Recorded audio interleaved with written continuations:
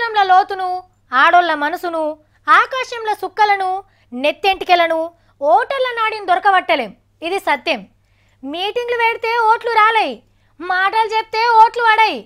Voter మనసును గెలవాలంటే సప్త సముద్రాలు ఈదినంత కష్టం. ఎవరు కోటేస్తారో తెలుసుకోవాలంటే అది మర్మం తెలవని రహస్యం. ఓటు తీర్పు అంటే ఎట్లుంటుందో మోడీ సార్కి రుచి చూపించిండ్రు బీహారోళ్ళు. 3 రోజుల ముందే బీహార్లో దీవుల పండుగ జోరుగా నడిచింది.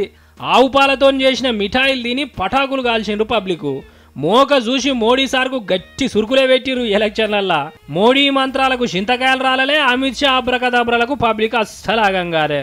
ప్రధానమంత్రితోటి ఫైటింగ్ చేసిన నితీష్ కుమార్ సార్నే మళ్ళా సీఎంగా పెట్టుకున్నారు అక్కడి పబ్లిక్. అట్లనే సమోసాల ఆలు ఉన్నంత కాలం బీహార్లో లాలు ఉంటాడని మళ్ళీ పరేరుక చేసిండు. వీళ్ళిద్దరి దోస్తానా సూపర్ హిట్ అయింది. 243 సీట్లల్లా 178 సీట్లు గెలిచిండ్రు బాణం, దీపం, షెయ్గుర్తోలు కలిసి. దేశాన్ని వెళ్తున్న పూగుర్తోళ్ళకు ఎదురుగా నలిగి 58 సీట్ల కాడనే ఎల్లెలు కలబడ్డారు.